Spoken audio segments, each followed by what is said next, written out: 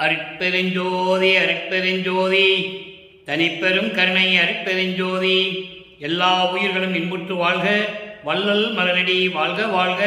கொல்லா விரதம் குவளை எல்லாம் பொங்குக, நல்லோர் நினைத்த நலம்பெறுக, நன்றி நினைத்தெல்லோரும் வாழ்க இசைந்து. உலக மக்களே, அறிவார்ந்த அன்பர்களே, ஆண்மநேய ஒருமைப்பாடுடைய அன்பர்களே, அருட்பெருஞ்சோதி ஆண்டவருடைய திருவிளையாடலை தொடர்கிறது. அருட்பெருஞ்சோதி ஆண்டவருடைய திருவிளையாடலை பார்த்து கொண்டிருக்கிறோம். அருட்பெருஞ்சோதி ஆண்டவருடைய திருவிளையாடல் எப்படியெல்லாம் நடந்தது என்பதை நமது பிள்ளை பெருமானவர்கள் திருவிருப்பாவிலே கூறிய விளக்கங்களை கொண்டு நாம் பார்த்து கொண்டிருக்கிறோம். இந்த பிரபஞ்சம் தோன்றிய காலத்திலிருந்தே சமயங்களும் மதங்களும் மார்க்கங்களும் உருவாகி, அதை உருவாக்கிய தலைவர்கள் எல்லாம் அதற்கு ஏற்றபடி ஆலயங்களை அமைத்து, சைவ சமயத்தை சேர்ந்தவர்கள், கௌபார சமயத்தை சேர்ந்தவர்கள், இப்படி நிறைய சமயங்களுடைய தலைவர்களெல்லாம் ஆலயங்களை அமைத்து, வழிபாட்டு முறைகளை அமைத்து மக்களை வழிபட செய்து விட்டார்கள். காலங்கள் முடிந்த உடனே உலக மக்களுக்கு ஒரு மார்க்கம் வேண்டும், ஒரு தனி மார்க்கம் வேண்டும் என்பதற்காகத்தான் அருட்பெருஞ்சோதி ஆண்டவர் சுத்த சன்மார்க்கத்தை உருவாக்கி, அதை செயலாற்றுவதற்காக ஒரு மகனை ஒரு தாயின் வழியாக இந்த மண்ணுலக்கை வருவிக்க செய்தார்கள். அதை திருவிருப்பாவில் இருக்கின்ற உண்மைகளை பற்றியும், பிள்ளை பெருமானவர்கள் வள்ளற்பெருமானவர்கள் எப்படியெல்லாம் இறைவனுடைய திருவிளையாடல் நடந்தது என்பதையும் ஒவ்வொரு பதிகத்திலிருந்தும், ஒவ்வொரு திருமுறையிலிருந்தும், ஒவ்வொரு பாடலின் மூலமாக நாம் தினமும் பார்த்து கொண்டிருக்கிறோம். வள்ளற்பெருமானவர்கள் இந்த மண்ணுலக்கு வருவிக்க உற்று 8 ஆண்டுகள் வரையிலும் தான் யார் என்று தெரியாத நிலையில் இருந்து கொண்டிருக்கிறார்கள். 9வது ஆண்டிலே அருட்பெருஞ்சோதி ஆண்டவர் ஆட்கொண்டு இறைவனால் வருவிக்க உற்றன் என்ற நிலை மட்டும் அவருக்கு தெளிவுபடுத்தி விட்டு மறைந்து விடுகிறார். மற்ற நிலைகளெல்லாம் மறைப்பு நிலையில் இருந்து கொண்டிருக்கின்றன. இந்த நிலையில் திருவொற்றியூருக்கு சென்று எப்படி இறைவனிடம் முறையீடு செய்தார் என்பதையும், அதன் பிறகு ஏமசித்தியை எப்படி பெறுகிறார் என்பதையும், சுத்த சன்மார்க்கத்தை பெற்ற பிறகு 6ஆம் திருமுறையிலே எப்படியெல்லாம் இறைவனிடம் அருளை பெற்றுக்கொண்டார் என்பதையும், இறுதியாக எப்படி இறைவன் ஆனார் என்பதையும் இதன் மூலமாக அருட்பெருஞ்சோதி ஆண்டவருடைய திருவிளையாடல்களை தெளிவாக நமக்கு விளக்கி இருக்கிறார்கள். அதை பார்த்து கொண்டிருக்கிறோம். 1ஆம் திருமுறையிலே பதிகம் 6 திருவருள் முறையீடு. 8 ஆண்டுகள் கழித்து வருவிக்க உற்று 8 ஆண்டுகள் கழித்து 8 ஆண்டுகள் வரையிலும் நமது பிள்ளை பெருமானவர்கள் எந்த நிலையும் தெரியாமல் இருந்து கொண்டிருக்கிறார்கள். 9வது ஆண்டிலே தந்தை ஆட்கொண்ட பிறகு, வருவிக்க உற்றவன் என்ற நிலை தெரிந்த பிறகு இறைவனிடம் முறையீடு செய்கிறார். திருவருள் முறையீடு 1ஆம் திருமுறை பதிகம் 6, இன்று 14வது பாடல். ஒவ்வொரு திருமுறையிலும் ஒவ்வொரு பதிகத்திலும் நாம் பாடலை பார்க்கும்போது நீங்கள் நன்றாக கவனிக்க வேண்டும். கவனித்தால்தான் இறைவனுடைய திருவிளையாடல் உங்களுக்கு புரியும். பாடலை பாருங்க. வீணே பொழுது கழிக்கின்ற நான் உன் விரை மலர்த்தால் காணேன், கண்டாரையும் காண்கின்றிலேன், சற்றும் காணற்கு அன்பும் பூனேன், தவமும் புரியேன், அறமும் புகழ் அறியேன், அறமும் புகழ்கின்றிலேன், நானேன் விலங்கு இலியானே எனும் கடை நாயினேனே. இது பாடல். இறைவனிடம் முறையீடு செய்கிறார். இறைவனுடைய திருவிளையாடல் நடந்து கொண்டிருக்கிறது. மகனை மண்ணுலக்கு வருவிக்க செய்து விட்டார். அதன் பிறகு இவர் யார் என்ற நிலை தெரிந்த பிறகு இறைவனுடைய அருளை பெற வேண்டும் என்பதற்காக மனம் அலைபாய்கிறது. அப்போ இறைவனிடம் முறையீடு செய்கிறார். வீணாக பொழுது கழித்து கொண்டிருக்கின்ற நான் உனது செந்தாமரை போன்ற சிவந்த திருவடிகளையே பார்க்க முடியவில்லை, பார்க்க நினைக்கிறேன், வழி தெரியவில்லை, பார்த்தவர்களையும் நான் தெரிந்து கொள்ள முடியவில்லை, சிறிதளவு கூட அன்பு இல்லாதவனாக இருந்து கொண்டிருக்கிறேன், தவமும் செய்ய விரும்பவில்லை, நல்லவைகளையே பேச எனக்கு தெரியவில்லை, இப்படியெல்லாம் இருக்கின்றமே என்று வெட்கப்படுவதும் நான் இல்லை. அதான் நானேன் என்று சொல்லுகிறார். வெட்கப்படுவதும் இல்லை, விலங்குகளை விட இழிவான நிலையில் நான் இருந்து கொண்டிருக்கிறேன். விலங்குகள் எப்படி எதுவும் தெரியாமல் தெரு வழியாகவும் காட்டு வழியாகவும் தெரிந்து கொண்டிருக்கிறதோ அதுபோல நான் இருந்து கொண்டிருக்கிறேன். எதுவுமே எனக்கு தெரியவில்லை, விரைவில் வந்து எனக்கு நீ அருள வேண்டும் என்று சொல்லுகிறார். தான் யார் என்று தெரியாத நிலையில், மனம் ஒரு நிலையில் இல்லாத நிலையில், அந்த காலகட்டத்தில் இறைவனுடைய திருவிளையாடல் நடந்து கொண்டிருக்கிறது. அந்த நிலையில் இவர் முறையீடு செய்கிறார். காரணம், சமயங்களிலும் மதங்களிலும் மார்க்கங்களிலும் தன் மகனை இருக்க செய்து, அதன் பிறகு இதெல்லாம் உலக மக்களுக்கு தேவையில்லை என்ற நிலையை உலக மக்களுக்கு தெரிவிக்க வேண்டும் என்பதற்காகத்தான் தன் மகனை சமயங்களிலும் மதங்களிலும் மார்க்கங்களிலும் இருக்க செய்கிறார் அருட்பெருஞ்சோதி ஆண்டவர். இந்த நிலையில் இருக்கும்போது இரண்டாம் திருமுறைக்கு வருகிறார். இரண்டாம் திருமுறை உருவாகிறது. அங்கே வந்து பார்க்க அருள் நாம விளக்கம் என்ற தலைப்பிலே ஒரு பாடலை கொடுக்கிறார். இறைவனுடைய பெயரை எப்படி விளக்கி சொல்லுவது, உள்ளத்திடம் சொல்லுகிறார். ஏனென்றால் உள்ளம் ஒரு நிலை, மனம் ஒரு நிலையில் இல்லை. அப்போ சமயங்களும் மதங்களும் மார்க்கங்களும் சூழ்ந்திருந்த காலகட்டங்களில் உலகிலே எப்படி இருந்தார்களோ அதுபோன்று நமது பிள்ளை பெருமான் அவர்களும் இருந்து கொண்டிருக்கிறார்கள். பாடலை பாருங்க. அருள்நாம விளக்கம் 3வது பாடல், 2ஆம் திருமுறை 3வது பாடல். மின்னும் நுண்ணிடை பெண் பெரும் பேய்கள் வெய்ய சிறுநீர் குழி விழுந்தது போக இன்னும் வீழ்களை உனக்கு ஒன்று சொல்லுவேன். எழில்கொள் ஒற்றியூருக்கு என்னுடன் போந்து பொன் உலாவிய புயன் உடையானும் புகழ் உலாவிய பூவுடையானும் உண்ணும் ஓம் சிவசண்முக சிவவோம் ஓம் சிவாயா என்று உன்னுதி மனனே. உள்ளத்திடம் சொல்லுகிறார். ஏற்கனவே ஒரு பதிகம் பார்த்தோம், புண்ணிய விளக்கம் என்று சொல்லி. அதிலே உள்ளத்திடம் சொல்லுவார், திருநீறு பூச சொல்லுவார். திருநீறு பூசிக்கோ உனது மனநிலை, மனம் ஒரு நிலையில் இருக்கும் என்று சொல்லுவார். உள்ளத்திடம் சொல்லுவார். சொல்ல வேண்டிய காலகட்டாயம் அது. ஏன்னா அவர் அதான் அந்த சூழ்நிலையில் இருந்து கொண்டிருக்கிறார். இறைவனுடைய திருவிளையாடல் நடந்து கொண்டிருக்கிறது. இப்போ இந்த அருள்நாம விளக்கம், இறைவனுடைய பெயரை யாரெல்லாம் சொல்லுகிறார்கள், அந்த பெயருடைய விளக்கம் என்ன என்பதை இந்த பதிகத்திலே நமக்கு அருளி இருக்கிறார்கள். அதை பார்த்து கொண்டிருக்கிறோம். இந்த பாடலுடைய விளக்கம் பாருங்க.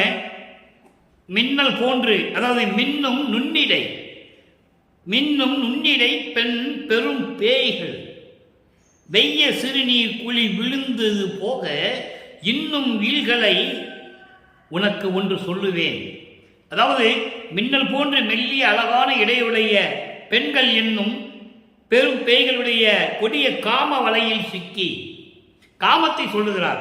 காமம், குரோதம், லோபம், மோகம், மதம், ஆச்சரியம் 6 பிண்ட துரிசுகள் இருக்கின்றன. முதலிலே காமத்தை மட்டும் இந்த பதிகத்திலே 10 பாடல்களில் சொல்லுவார்கள். காமம் எப்படி வரும்? பெண்களை பார்த்தால் காமம் வரும். காமம் என்பது பெரு விருப்பம். அந்த காமத்துடைய வலையில் சிக்கிக் கொண்டால் எப்படி துன்பம் கிடைக்கும் என்பதை சொல்லுகிறார். பெண்களின் காம வலையில் சிக்கி விழுந்து துன்பப்படும் போதும் துன்பப்பட்டது போதும், இனிமேலும் பெண்களின் காம இச்சையில் சிக்கி துன்பப்படாமல் இருக்க உனக்கு நான் ஒரு நல்ல யோசனையை சொல்லுகிறேன். என்னுடன் திருவொற்றியூருக்கு வா. ஏன்னா இந்த நிலை நிகழும் போது அவர் திருவொற்றியூரிலே இருந்து கொண்டிருக்கிறார். திருவொற்றியூரில் இருந்து கொண்டு இறைவனிடம் வேண்டுகோள் வைத்துக் கொண்டு மனதிடம் உள்ளத்திடம் பேசிக் கொண்டிருக்கிறார்கள். அதை உலக மக்களுக்கு தெரிவித்துக் கொண்டிருக்கிறார். உள்ளத்தினுடைய நிலையை சொல்லுகிறார், மனத்தினுடைய நிலையை. மனம் அப்படிப்பட்டது. மனம் ஒரு நிலையில் இருக்காது. அப்போ இந்த மனம் காம வலையில் சிக்கிக் கொண்டால் அதனால் ஏற்படும் துன்பங்களை கூறுகிறார். இவ்வளவுதான் விஷயம், வேற ஒன்றும் இல்லை. பெண்களுடைய அந்த காம வலையில் சிக்கிக்கொண்டு எல்லாவற்றையும் இழந்து துன்பப்படுகின்ற ஒரு நிலையை தன் உள்ளத்திடம் சொல்லுகிறார். மனம் துன்பப்படுகிறதை பார்த்து சொல்லுகிறார், இனிமேல் நீ துன்பப்படாதே, என்னுடன் திருவொற்றியூருக்கு வா என்று சொல்லுகிறார். அங்கே வந்தால் திருமாலும் அதான் சொல்றாரு, பொன் உலாவிய புயன் உடையானும், திருமகளை மனைவியாக ஏற்றுக்கொண்ட திருமாலும் செந்தாமரை பூவில் செந்தாமரை மலரில் வீட்டுக் கொண்டிருக்கின்ற பிரம்மனும் இறைவனை வணங்கிக் கொண்டிருக்கிறார்கள். எப்படி? ஓம் சிவசண்முகா, சிவ ஓம், ஓம் சிவாயா என்று சொல்லி வணங்கி கொண்டிருக்கிறார்கள். நீயும் இறைவனை வணங்கி இதே போன்று ஓ சிவசண்முகா, சிவாயா, ஓம் சிவாயா என்று சொல்லி மனதில் நினைத்து கொண்டு இறைவனை வணங்குவாயாக. அப்போ உனக்கு ஒரு நிலை ஒரு நிலையில் இருக்கும் என்பதை இந்த பாடலில் நமக்கு தெரிவித்திருக்கிறார்கள் வல்லற்பமானவர்கள். உலகிலே அதான நடந்து கொண்டிருக்கிறது. அந்த நிலையை உள்ளத்திடம் சொல்லி உலக மக்களுக்கு தெரிவிக்கிறார் வல்லற்பமானவர்கள். இப்போ இந்த 2 திருமுறையிலும் சமயங்களிலும் மதங்களிலும் மார்க்கங்களில் இருந்து கொண்டு இருக்கின்ற நிலையை தெளிவாக சொல்லுவார்கள் வல்லற்பமானவர்கள். பூமேல் அவனும் தெளிவாக சொல்லுவார். திருமாலவனும் பூமேல் அவனும் தொழுகின்ற பாதம் என்று சொல்லுவார். அதுதான் இங்கே சொல்றாரு. திருமாலும் பிரம்மனும் வணங்கக்கூடிய அந்த நாமத்தை, அந்த நாமங்களை ஓம் சிவசண்முகா, ஓம் சிவா என்று நீயும் சொல்லி மனதை ஒரு நிலை படித்துக்கொள் என்று உள்ளத்திடம் சொல்லுகிறார். இந்த 2 நிலைகளை கடந்து 3வது நிலைக்கு வரும்போது இரங்கல் மாலை என்ற பதிகத்திலே இறைவனுடைய திருவிளையாடல் எப்படி நடக்கிறது, தன் மகனை திருவொற்றியூருக்கு அனுப்பி எப்படியெல்லாம் இறைவனிடம் வேண்டி வருந்துகிறார் என்பதை இந்த பாடலிலே நமக்கு எடுத்து கூறியிருக்கிறார்கள். இரங்கல் மாலை என்பது தலைவனை காண முடியாமல், தலைவனுடைய அன்பை பெற முடியாமல் தோழியிடம் சொல்லுவது. தோழி என்பது உள்ளத்திடம் எப்படி சொல்லுகிறார். நான் திருவொற்றியூருக்கு சென்றேன். அதற்கு தேவர்கள் எல்லோரும் பார்க்க முடியாத திருவொற்றியூரிலே இருக்கும் அழகான இறைவன் நீலகண்டர். இந்த நீலகண்டர் என்பது பார்க்கடலை கடையும் போது அமுதம் வேண்டும் என்பதற்காக பார்க்கடலை கடையும் போது அமுதம் வருகிறது. அதிலே விஷப்பாம்பு விஷத்தை கக்குகிறது. விஷத்தை உமிழ்ந்தவுடனே அந்த விஷத்தை எடுத்து தான் உண்டு தொண்டையில் நிறுத்தி கொண்டவர், அதான் நீலகண்டர் என்று சொல்லுகிறார்.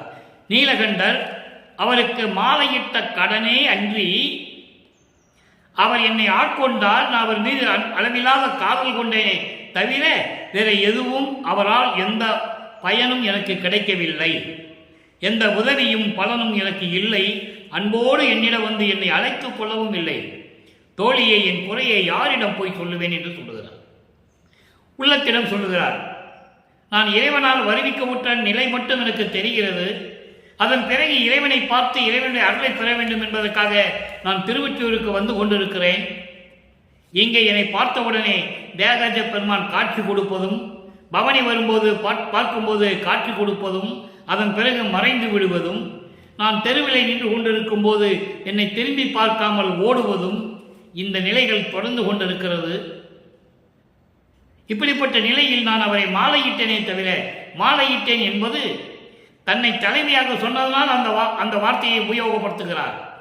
நான் இறைவன் மீது காதல் கொண்டேன், அவனை இறைவனாக ஏற்றுக்கொண்ட பிறகு அந்த எந்த விதமான பலனும் இறைவனிலிருந்து நான் பெற முடியவில்லை என்று சொல்லுகிறார். என்னை வந்து பார்க்கவும் இல்லை, என்னை அழைத்துக் கொள்ளவும் இல்லை. தோழியை என்பது உள்ளத்திடம் சொல்லுகிறார். நான் எங்கு செல்வேன், யாரிடம் சொல்லுவேன், இந்த குறையை நான் எவருக்கு இடம் போய் சொல்லுவேன் என்று சொல்லி இந்த பாடலை அருளியிருக்கிறார்கள். இந்த 3 திருமுறைகளும் இருக்கின்ற பாடல்களை இருக்கிற உண்மைகளை பார்க்கும்போது நமது பிள்ளைப்பெருமானவர்கள் இந்த மண்ணிலுக்கே வருவிக்க உற்று 24 ஆண்டுகள் கடந்து விட்டன.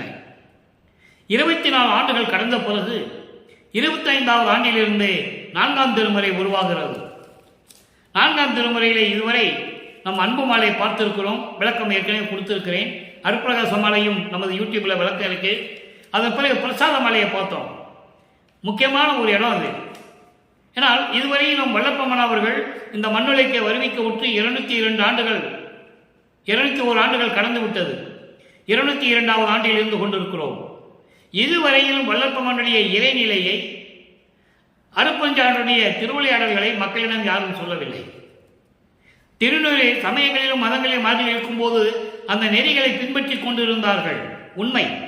வல்லப்பமானவர்கள் திருநூறு பூசி கொண்டிருந்தார், உத்ராட்ச மாலை போட்டுக் கொண்டிருந்தார், கடுக்கன் அணிந்து கொண்டிருந்தார், எல்லாம் உண்மை. அதன் பிறகு நிலைகள் மாறுகிறது. அருப்பஞ்சானுடைய திருவிளையாடல் செய்து கொண்டு அதை மாற்றுகிறார். மகனை, இனிமேல் உனக்கு திருநூறு தேவையில்லை என்று சொல்லி செல்லும் பூ கொடுத்தது, அருள்மணம் பூ கொடுத்தது, இப்படியெல்லாம் விளக்கங்களை பார்த்தோம். இப்போ பத்தி மாலைக்கு வந்துக்கிறோம். 5வது பதிகம் பத்தி மாலை. பத்தி மாலையில் 4வது பாடல். இந்த பாடல் இந்த பதியத்திலே மொத்த 10 பாடல்கள் இருக்கின்றன.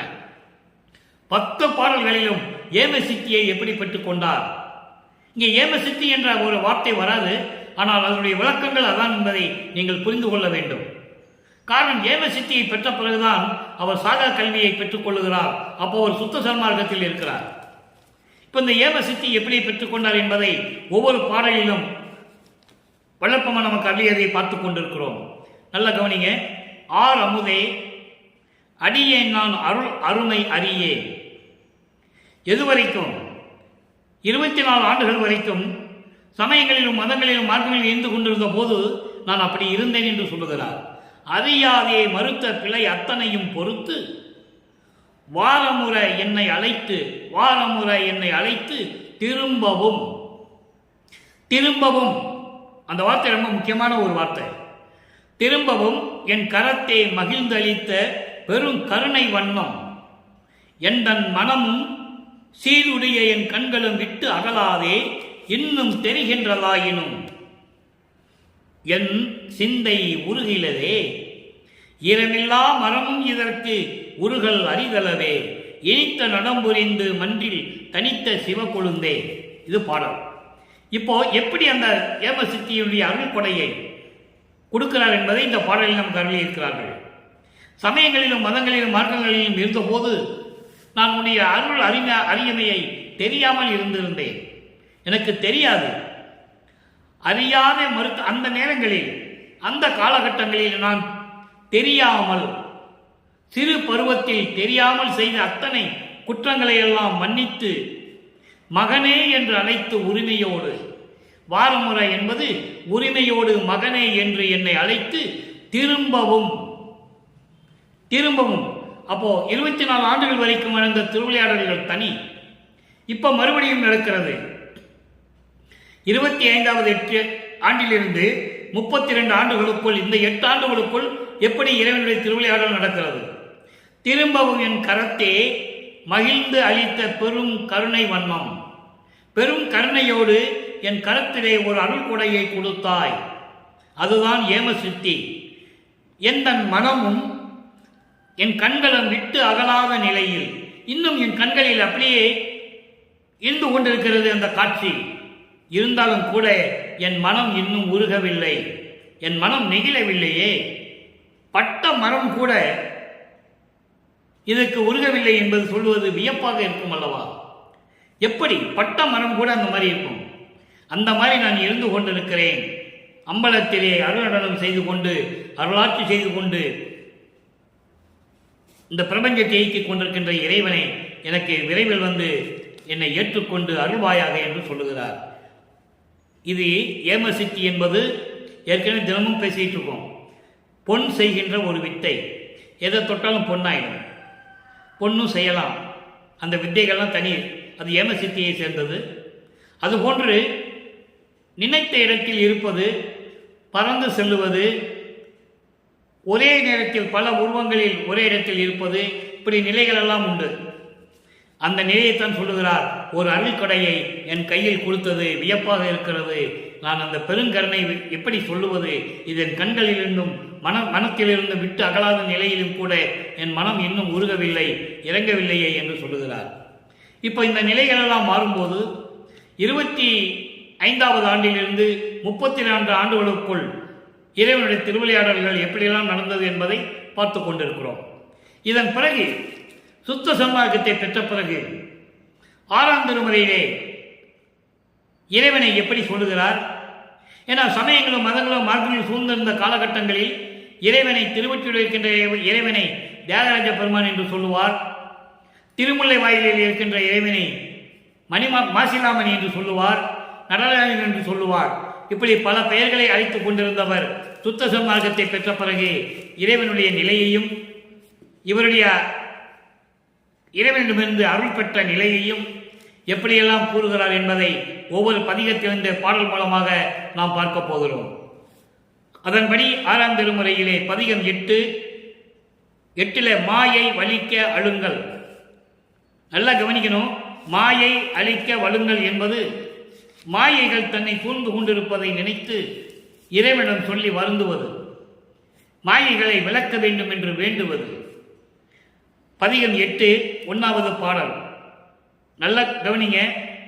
உள்ளத்திடம் உள்ள மனம் எப்படிப்பட்டது, அவருடைய நிலை எப்படி அந்த நிலையில் இருந்தது என்பதை ஒவ்வொரு பாடலின் மூலமாக நாம் பார்த்து கொண்டிருக்கிறோம். தாவும் மான் என குதித்து கொண்டு ஓடி, தாவும் மான் என குதித்து கொண்டு ஓடி, தையலார் முளை தடம் படும் கடையே. மனம் இருக்கிறதே, அது மான் போல தாவிக்கொண்டு செல்லிக்கொண்டே இருக்கும், தாவி தாவி சென்று கொண்டிருக்கும். அந்த மனம் எப்படி செல்கிறது என்றால், காமத்தின் வழியாக. காமம் என்னை விட்டு அகல வேண்டும், ஆனால் இது மான் போல குதித்து கொண்டு இந்த மனம் என்பது பெண்களை தேடி சென்று கொண்டிருக்கிறது. ஏன்னா காமம் என்று சொல்லும்போது பெண்களை தான் குறிப்பிட வேண்டும். அந்த காமத்தினுடைய நிலை, அதனுடைய காமம் பெருகிவிட்டால் அதனுடைய விளைவுகள் எப்படி இருக்கும் என்பதை வல்லப்பமான் விலைக்கு கூறுகிறார்கள். வேற ஒன்றும் இல்லை. அப்போ இந்த மனம் மான் போல தாவிக்கொண்டு செல்லும் போது அந்த பெண்களை பார்க்க வேண்டும் என்று நினைத்து கொண்டு காமத்தினுடைய உச்சியில் சென்று கொண்டிருக்கிறது. கூவும் காக்கைக்கு சோற்றில் ஓர் பொறுக்கும் கொடுக்க நேந்திடா கொடியரில் கொடியே. கரைகின்ற ஒரு காக்கைக்கு ஒரு பருக்கு சோறு கூட கொடுக்க மனமில்லாத கொடியவர்களின் நிலையில் இருந்து நானும் அதற்கு கீழான நிலையில் இருந்து கொண்டிருக்கிறேன் என்று சொல்லுகிறார். காக்கைக்கு ஒரு பருக்கு சோறு கூட கொடுக்க முடியாத நிலையில் இருக்கின்ற ஒரு கூட்டம் இருக்கிறது. அப்படிப்பட்டவர்களில் நானும் ஒருவனாக கீழ்நிலையில் இருந்து கொண்டிருக்கிறேன் என்று கூறுகிறார். அடுத்து, ஓவராது உழல் ஈ என பலகால் ஓடியே ஓடியே தேடும் தொழிலே. உணவுக்காகவும் உடைக்காகவும் எப்படி ஈ சுற்றிக்கிட்டே இருக்கும், அதுபோல நானும் தெரு தெருவாக எல்லாம் சுற்றி கொண்டு எப்படி துன்பப்பட்டு கொண்டிருக்கின்றேன் என்ற நிலையை கூறுகிறார். இறைவனிடம் சொல்லுகிறார். ஈ போல ஓடி ஓடி ஓடி இதே ஒரு தொழிலாகவே வச்சுட்டு இருக்கேன்னு சொல்றார். தன்னுடைய நிலையை இறைவனிடம் கூறுகிறார். மாயை விளக்க வேண்டும், மாயையில் சிக்கிக் கொண்டிருக்கிறேன், உன்னாலே இந்த மண்ணுலைக்கு வருவிக்க உற்று உலகியலுடைய வாழ்க்கையிலே மாட்டிக்கொண்டிருக்கிறேன் என்ற நிலையை தெளிவாக இறைவனிடம் கூறுகிறார். அடுத்து, சாவுரா வகைக்கு என் செய் கடவே. அற்புதமான இடம். இப்படியெல்லாம் இருந்து கொண்டிருக்கிறேன். சாவுராத நிலை எங்க கிடைக்கும்? சுத்த சன்மார்க்கத்தில் தான் கிடைக்கும். சாகா கல்வியை அங்கதான் கற்றுக்கொள்ள முடியும், அங்கதான் தெரிஞ்சிக்க முடியும். அதான் இங்க சொல்றாரு, சாவுரா வகை. ஏம சித்தியை வாங்கின பிறகு திருநூறு எல்லாம் வேண்டாம், சமயங்களிலும் மதங்களிலும் மார்க்கங்களிலும் இந்த நிலையெல்லாம் வேண்டாம் சொன்ன பிறகு, ஏம சித்தியை பெற்ற பிறகு இப்போ இங்க வந்து கொண்டிருக்கிறார். சாவாபுரை சாவுரா வகைக்கு என் செய்ய கடவேன், தந்தையே என்னை தாங்கிக் கொண்டு அருளே. தந்தையே, என் தந்தையே என்னை தாங்கிக் கொண்டு, என்னை ஏற்றுக்கொண்டு, என்னை அணைத்துக் கொண்டு எனக்கு அருள வேண்டும் என்று சொல்லுகிறார். மரணமில்லா அந்த ஒரு வாழ்க்கையை, மரணத்தை எப்படி தவிர்க்க வேண்டும் என்ற நிலையை அறிந்து கொள்வதற்கு நான் என்ன செய்ய வேண்டும், நான் என்ன செய்ய வேண்டும் என்று கேட்கிறார். அடுத்து, இந்த மரணமில்லா பெருவாழ்வு என்பது சுத்த சன்மார்க்கத்திலே கிடைக்கக்கூடிய ஒரு அரிய ஒரு வழி. சமயங்களிலும் மதங்களிலும் மார்க்கங்களிலும் இருந்து கொண்டு அந்த பற்றுகளை வைத்துக் கொண்டு அதற்கேற்ற தலைவர்களை வணங்கிக் கொண்டிருந்தால் உங்களுக்கு அந்த நிலை கிடைக்காது என்பதை வல்லப்பமான் அவர்கள் சுத்த சன்மார்க்கத்திலே விளக்கிக் கொண்டிருக்கிறார்கள். இப்போ சாவுரா வகை, மரணமில்லாதவர்கள் இருப்பதற்கு என்ன வகை என்று தெரிய வேண்டும், அதற்கு நான் என்ன செய்ய வேண்டும் என்று தன் தந்தையிடம் கேட்கிறார். அடுத்த ஒரு நிலை முறையீடு. படிகம் 9 முறையீடு, அதில் 4வது பாடல். இறைவனுடைய திருவிளையாடல் நடந்து கொண்டிருக்கிறது. மகனிடம் விளையாடி கொண்டிருக்கிறார். இவர் இறைவனை வேண்டிக் கொண்டிருக்கிறார். சுத்த சன்மார்க்கத்துக்கு பெற்ற பிறகு, தேகம் ஒரு பூத நிலை திறம் சிறிதும் அறியேன். இந்த தேகத்தில் இருக்கின்ற பஞ்ச பூதங்களுடைய நிலைகளை பற்றி எனக்கு தெரியவில்லை. சித்தாந்த நிலை அறியேன், சித்தி நிலை அறியேன். சித்தாந்த நிலை என்பது பரசிவநிலை. பரசிவநிலை என்பது நீ நான் என்ற வேறுபட்ட நிலையில் இருந்து ஒன்றாகின்ற நிலை. அந்த நிலையை கூட என்னால் தெரிந்து கொள்ள முடியவில்லை. சித்தி நிலை அறியேன். சித்தி நிலை என்பது கடவுள் நிலை. கடவுள் நிலை கூட என்னால் அறிய முடியவில்லை. ஏனென்றால் ஏம சித்தியை பெற்ற பிறகு, சாகா கல்வியை பெற்ற பிறகு, அதன் பிறகு தத்துவங்களை கடக்கணும். அதன் பிறகுதான் கடவுள் நிலை அறிந்து அமையாம முடியும். அந்த நிலையை இங்கு கூறுகிறார். இப்படிப்பட்ட நிலையில் இருந்து கொண்டிருக்கிறேன். யோகம் ஒரு நிலை சிறிதும் உணர்ந்தறியேன். யோகம் ஒரு நிலை, யோகத்தினுடைய நிலை, அதாவது உள்ளம் பொருந்திய ஒரு நிலை. உள்ளம் பொருந்திய அந்த நிலையில் ஒருமை நிலை. அந்த ஒருமை நிலை கூட என்னால் அறிந்து கொள்ள முடியவில்லை. முன் சிறியேன் மகன். அடுத்து சொல்லுவார் பாருங்க, உலக நடையிடை கிடந்தே உழைப்பாரில் கடையேன். உன்னாலே வரிவைக்க ஒற்று இந்த உலகிலே இருந்து கொண்டு துன்பப்பட்டு கொண்டிருக்கின்ற உலக மக்களில் விட நான் கீழ்நிலையில் இருந்து கொண்டு மிகவும் மோசமான நிலையில் இருந்து கொண்டு துன்பப்பட்டு கொண்டிருக்கிறேன் என்று சொல்லுகிறார்.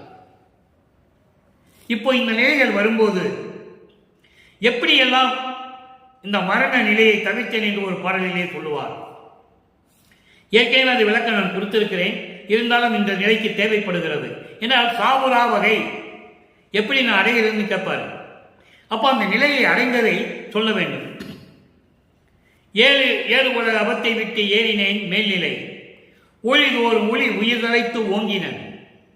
ஆலியான் அயன் முதலியோர் அதிசயத்திட என்னுள் வாழி அருப்பெருஞ்சோதியார் மன்னவே என்று சொல்லுவார். ஏழு உலக அபத்தை என்பது 7 வகையான பிறப்புகள். நான் ஏற்கனவே விளக்கம் கொடுத்திருக்கிறேன். அகவலிலே உண்டு. ஊர்வன, பரப்பன, உருவன, நடப்பன. ஊர்ந்து செல்லக்கூடிய உயிரினங்கள், பறந்து செல்லக்கூடிய உயிரினங்கள். உருவன என்பது தாவரங்கள், நடப்பன என்பது நடந்து செல்லக்கூடிய உயிரினங்கள். இது இல்லாமல் தேவர்கள், அசுரர்கள், மனிதர்கள். இந்த 7 வகையான பிறப்புகளிலும் இறப்புகளிலிருந்து நான் நீங்கிவிட்டேன். அதெல்லாம் வெளியே வந்து விட்டேன். அதற்கு ஒவ்வொரு யுகத்திலும் இருந்தேன் என்று சொல்லுவார். ஒவ்வொரு யுகத்தில் ஊழி ஓடும் ஊழி உயிர் நிலைத்து ஓங்கினன். இதை திருமாலும் பிரம்மனும் பார்த்து அதிசயப்படுகிறார்கள் என்றெல்லாம் பாடலிலே சொல்லுவார். இப்போ அடுத்து பாருங்க, ஆகம் ஒரு திருநீற்றின் ஒளி விளங்க அசைந்தே பொன் தேகத்துடன் ஒளிர்ந்து என்பது மின்னுகின்ற தேகத்தோடு நடனமாடி அம்பலத்திலே ஆடுகின்ற அடியை அறிவேனோ, ஆடுகின்ற அறிவேனோ என்று சொல்லுவார். அப்படிப்பட்ட திருவடியை நான் பார்க்க முடியுமா என்று சொல்லுவார். இறைவனுடைய திருவிளையாடல் முடிந்து அருளை பெற்ற பிறகு சொல்லுவார், இறைவனுடைய அடியையும் முடியும் நான் ஒருவன் தான் பார்த்தேன் என்று சொல்லுவார். அப்போ இறைவனுடைய திருவிளையாடல் எப்படி நடக்குதுன்னு நீங்க பார்க்கணும். இறைவன் எப்படி முறையீடு செய்கிறார். அடியை அறிவேனோ என்று சொல்லுவார். அதை அகவலிலே சொல்லுவார். படிமுடி கடந்தனை பார் இது பாரென அடிமுடி காட்டிய அருப்பெருஞ்சோதி. விண்ணுலகத்து படி என்பது விண்ணுலகம், முடி என்பது படி என்பது மண்ணுலகம், முடி என்பது விண்ணுலகம். இதையெல்லாம் தாண்டி பார் என்று சொல்லி தனக்கு அடியை முடியை காட்டியது என் தந்தை அருப்பெருஞ்சோதி என்று சொல்லுவார். பிரம்மனும் திருமாலும் பார்க்க முடியாத முடியை நான் பார்த்தேன், அடியை நான் பார்த்தேன் என்று சொல்லுவார். ஐயனும் ஆளும் துருவி நிற்க எனக்கே அடிமுடிகள் காட்டிவித்து அடிமை கொண்ட பதியை என்று சொல்லுவார். அவங்கெல்லாம் தேடி தேடி அலைகிறாங்க. அப்படிப்பட்ட திருவடியை எனக்கு காட்டி எனக்கு அருளிய என் தந்தை அருப்பெருஞ்சோதி ஆண்டவர் என்று சொல்லுவார். இந்த நிலையில் இருந்து கொண்டிருக்கும் போது இறைவனுடைய திருவிளையாடல் எப்படி நடந்தது என்பதை நீங்கள் சிந்தித்து பார்க்க வேண்டும். அம்பலத்தில் ஆடுகின்ற அடியை அறிவேனோ, ஏக அனுபவம் அறியேன். ஏக அனுபவம் என்பது ஒரு அனுபவம் கூட எனக்கு தெரியவில்லை என்று சொல்கிறார். ஏக அனுபவம் எனக்கு தெரியவில்லை. எங்கனம் நான் புகுவேன், நான் எங்க போவேன், யாருக்கு உரைப்பேன், நான் யாரிடம் சொல்லுவேன், நான் என்ன செய்வேன், ஏதும் அறிந்திலனே என்று சொல்லுவார். முன்னைதானே நம்பி இருந்தேன், உன்னால் தானே இந்த மண்ணுக்கு வருவிக்க உற்றேன். இப்படி நிலையில் இருக்கும்போது நான் யாரிடம் போவேன், யாரிடம் போய் சொல்லுவேன், எதுவும் எனக்கு தெரியவில்லையே என்று சொல்லி முறையீடு செய்கிறார். முறையீடு செய்தவுடனே அடுத்து திருவருள் விளைதல் பதிகம் 13. எப்படியெல்லாம் இறைவனிடம் முறையீடு செய்தார், எப்படியெல்லாம் அருளை பெற்றுக் கொண்டார் என்பதையெல்லாம் உலக மக்களுக்கு விளக்க வேண்டும் அல்லவா? இறைவனுடைய திருவிளையாடல் எப்படி நடந்தது என்று தெரிந்து கொள்ள வேண்டும், எல்லாருமே தெரிந்து கொள்ள வேண்டும். இப்போ திருவருள் விளைதலை சொல்றாரு, அரசு அரசு எல்லாம் வழங்கும் தனி அரசு, அது நின் அருள் அரசு என அறிந்தனன். இப்படியெல்லாம் முறையீடு செய்த பிறகு எதை தெரிந்து கொண்டேன் என்று சொல்லுகிறார்? எல்லா அருள்களையும் கொண்டு அருளாட்சி செய்து கொண்டிருக்கின்ற உன்னுடைய தனி அரசு இருக்கிறதே, அதுதான் உன்னுடைய அருள் அரசு என்று நான் தெரிந்து கொண்டேன். அப்போ இந்த பிரபஞ்சத்தை இயக்குவது நீதான் என நான் தெரிந்து கொண்டேன். அப்ப இதுக்கு முன்னால் 5 தலைவர்கள் இருந்தார்களே, பிரம்மன், திருமால், ருத்திரன், மகேஸ்வரன், சதாசிவம், அதெல்லாம் பதத்தலைவர்கள், உன்னால் உருவாக்கப்பட்டவர்கள், உன் கட்டளைக்கு கீழ் நடந்து கொண்டிருந்தவர்கள் என்பதையும் நான் தெரிந்து கொண்டேன். அதன் பிறகு உன்னுடைய அருளாட்சியால் நீ நடத்துகின்ற அரசு இருக்கிறதே, அதுதான் அருள் அரசு என அறிந்தனன் என்று சொல்லுகிறார். அடுத்து அதன் பின் உரை செய்யும் நின் அருள் மேல் உற்ற பேராசை, உரை செய்யும் நின் அருள் மேல் உற்ற பேராசை உள்ளமெல்லாம் இடம் கொண்டது என்பாய். அங்கே உள்ளத்திடம் வேற வேற விதமா சொல்லுவார். அதன் பிறகு இறைவனுடைய திருவிளையாடல் தொடர்ந்து நடந்து கொண்டு அருளை பெற்ற பிறகு எப்படி சொல்லுகிறார் என்றால், என் உள்ளத்தில் நீதான் இருக்கிறாய் என்று சொல்லுவார். அதாவது புகழோடு விளங்கும் உரை செய்யும் நின் அருள் மேல் உற்ற பேராசை, புகழோடு விளங்கும் அருளை கொடுக்கக்கூடிய உன்னிடம் பேராசை கொண்டு உள்ளம் முழுதும் நிறைந்து கொண்டது எந்தாய், என் தாய் போன்ற இறைவனே, தாய் உள்ளம் கொண்ட இறைவனே என்று சொல்லுகிறார். உன் மீது பேராசை கொண்டேன், காதல் கொண்டேன், உள்ளமெல்லாம் பரிபூர்ணமாக நிறைந்து கொண்டிருக்கிறது என்று சொல்லுகிறார். அடுத்து பாருங்க, வரை செய்யாது மேன்மேல் பொங்கி வாய் ததும்பி வழிகின்றது என் வசம் கடந்தே. அந்த பேராசைகள் எப்படி இருக்கிறது என்று இங்கே ஒரு உதாரணத்தோடு சொல்லுகிறார். எப்படி ஒரு பால் பாத்திரத்தை அடுப்பில் வைக்கிறோம், பால் பொங்கி ததும்பி வழியுது, அப்போ அந்த நிகழ்வு நிறைவடைகிறது என்று சொல்லுகிறோம். பொங்க வைக்கிறாங்க, பால் பொங்கணும்னு சொல்லுவாங்க. அதுபோல ததும்பி வழிகிறது என்று சொல்லுகிறார். எப்படி? மேன்மேலும் பொங்கி வழிந்து கொண்டிருக்கிறது என் வசம் கடந்தேன், என் வசத்தில் அது இல்லை, அவ்வளவு பேரானந்தமாக இருக்கிறேன் என்று சொல்லுகிறார். ஆனந்தமாக இருக்கிறேன் என்று சொல்லுகிறார்.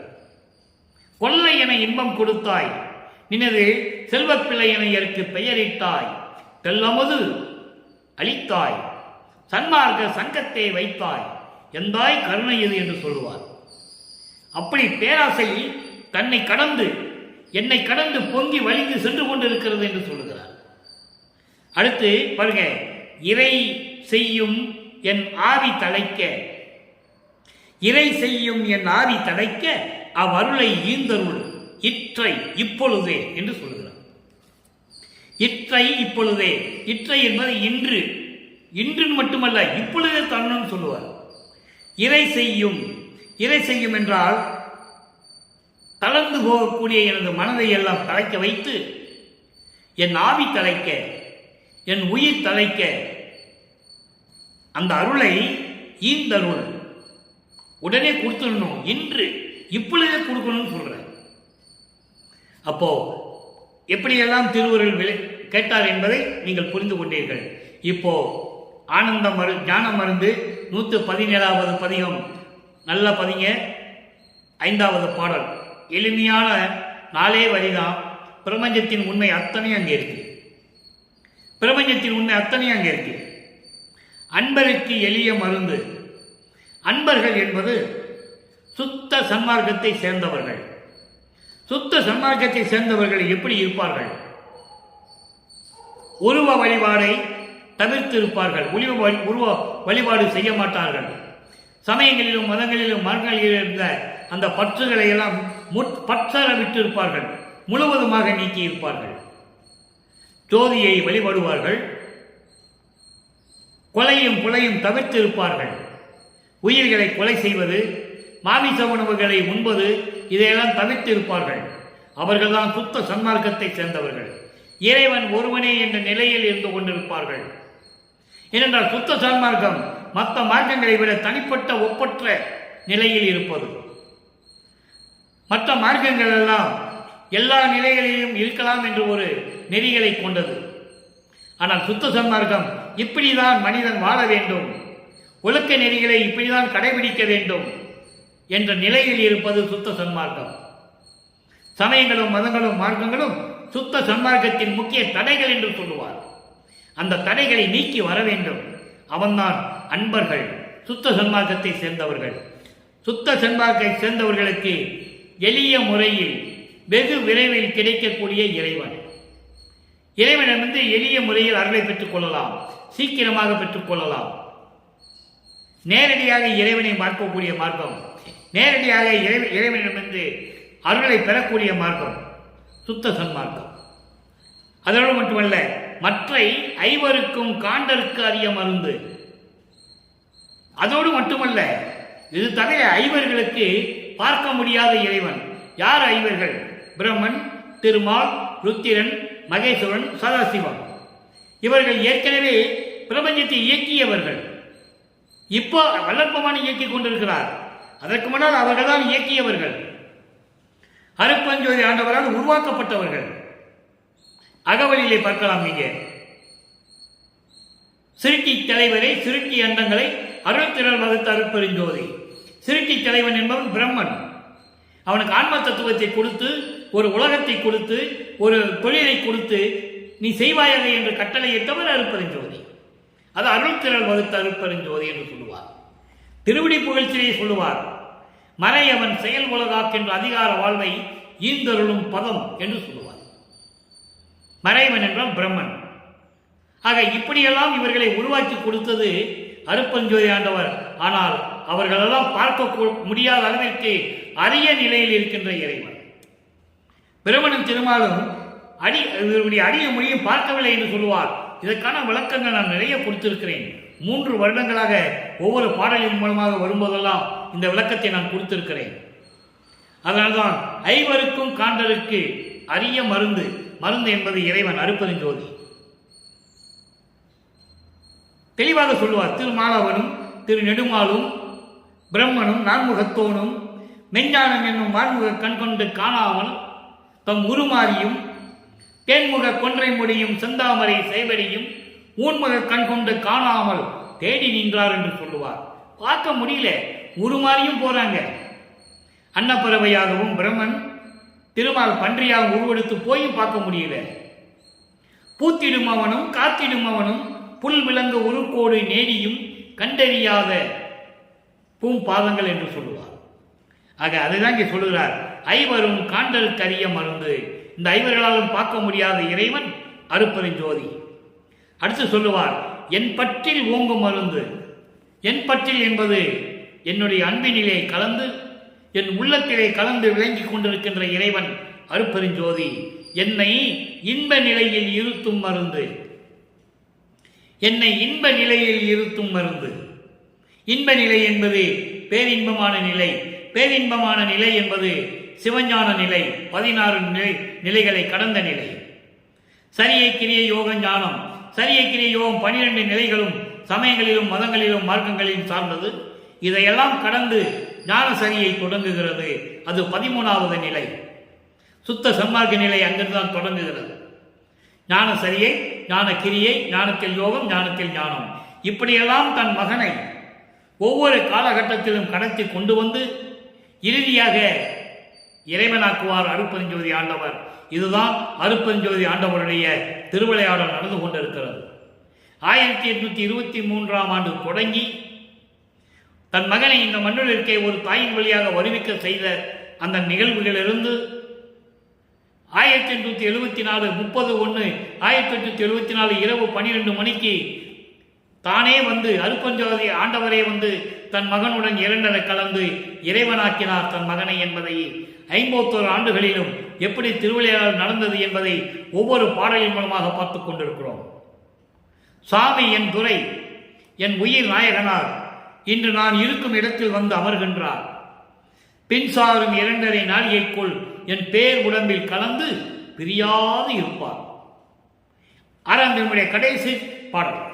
ஆக இறைவனை திருவிளையாடலை ஒவ்வொரு காலகட்டத்திலும் வல்லபெருமான் அவர்கள் எப்படி உலக மக்களுக்கு தெரிவித்தார் என்பதை நாம் பார்த்து கொண்டிருக்கிறோம். 1ஆம் திருமுறை, 2ஆம் திருமுறை, 3ஆம் திருமுறை, 4ஆம் திருமுறை, அதன் பின் 6ஆம் திருமுறை.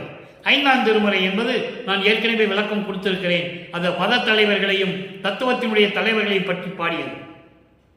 அது 8 ஆண்டுகளுக்குள் வருவிக்கவுற்று 8 ஆண்டுகளுக்குள் வல்லபெருமான் அவர்கள் தான் யார் என்று தெரியாத நிலையில் பாடியது. அது பேருபட்சத்திலே சொல்லுவார். நீங்கள் உரைநடை பகுதியை பார்த்தா நீங்கள் தெளிவாக தெரிஞ்சுக்கலாம். சமயங்களிலும் மதங்களிலும் மார்க்கங்களிலும் நான் எவ்வளவு பற்று வைத்திருந்தேன் என்பது எல்லாருக்கும் தெரியும். அதன் பின் என் இறைவன் என்னை ஆட்கொண்ட பிறகு, மகாமந்திரத்தை கொடுத்த பிறகு, சுத்த சன்மார்க்கத்தை கொடுத்த பிறகு அந்த நிலையிலிருந்து நான் மாறி வந்து விட்டேன். அதை விட்டதனால் வந்த நிலைதான் எனக்கு இந்த நிலை கிடைத்தது, தயவு கருணையும் கிடைத்தது என்று சொல்லுவார். அப்போ எனக்கு அற்ப அறிவாக இருந்தது, அதனால் எனக்கு தெரியாது என்று சொல்லுவார். அற்ப அறிவு என்பது அதாவது மறைப்பு நிலை. இறைவனால் வருவிக்கவுற்று தான் யார் என்று தெரியாத நிலையில் இருந்த போது அது நடந்து விட்டது என்று சொல்லுவார். ஆக அன்பர்களே, ஒவ்வொரு காலகட்டத்திலும் அருட்பெருஞ்சாண்டவர் எப்படி திருவிளையாடல் செய்து தன் மகனுக்கு அருளை கொடுத்தார் என்பதை ஒவ்வொரு பாடலின் மூலமாக நாம் பார்த்து கொண்டிருக்கிறோம். எனவே அன்பர்களே, அப்படிப்பட்ட இறைவனை, சுத்த சன்மார்க்க தலைவனை மகாமந்திரம் சொல்லி அருட்பெருஞ்சோதி அருட்பெருஞ்சோதி தனிப்பெருங்கண்ணை அருட்பெருஞ்சோதி என்ற மகாமந்திரத்தை சொல்லி ஜோதி வழிபாடு செய்து கொலையும் புலையும் தவிர்த்து இறைவனை வணங்கி இறைவனுடைய அருளையும் செல்வங்களையும் எல்லாம் பெற்றுக்கொண்டு இந்த வையகத்தை நீங்கள் வாழ்வாங்க வாழ வேண்டும், நோயற்ற வாழ்வில் வாழ வேண்டும் என்று இறைவனுடைய தயவாலையும் கருணையாலையும் வேண்டிக் கொண்டு இந்த வள்ளலார் விடைபெறுகிறேன். மீண்டும் நாளை சந்திப்போம். அருட்பெருஞ்சோதி ஆண்டவருடைய திருவிளையாடல் தொடரும். அருட்பெருஞ்சோதி அருட்பெருஞ்சோதி தனிப்பெரும் கருணை அருட்பெருஞ்சோதி. நன்றி, வணக்கம்.